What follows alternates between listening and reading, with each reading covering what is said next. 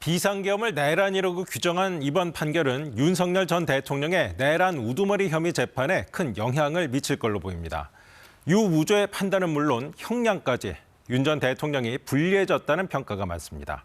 백인성 법조 전문 기자가 전해드립니다. 12.3 비상계엄은 대통령의 고유 권한이자 합법적 통치 행위였고 경고성 계엄이었다고 주장해온 윤석열 전 대통령. 망국적인 국회 독재에 이제는 주권자인 국민을 상대로 비상벨 울릴 수밖에 없다고 생각합니다. 하지만 한덕수 전 총리 사건 재판부는 비상계엄을 내란이자 친위 쿠데타로 규정했습니다.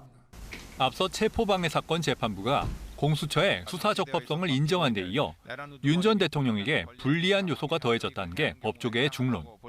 특히 재판부는 이른바 계몽령 주장도 꼬집었습니다. 위헌 위법한 주장에 불과한 계몽적 계엄, 잠정적 계엄, 경고성 계엄을 당연하듯 주장하는 사람들.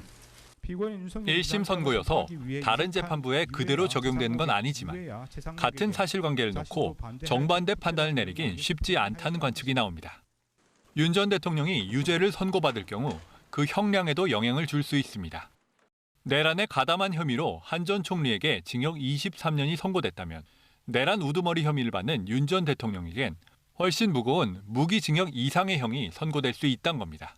중요 임무 종사자가 이 정도 나왔으면 우두머리는 당연히 이보다는 더 높은 형이 선고된다고 보는 게 그 상식에 속한다고 봐요. 특검은 이번 판결문이 나온 대로 윤 전 대통령 재판부에 증거로 제출할 계획입니다. KBS 뉴스 백인성입니다.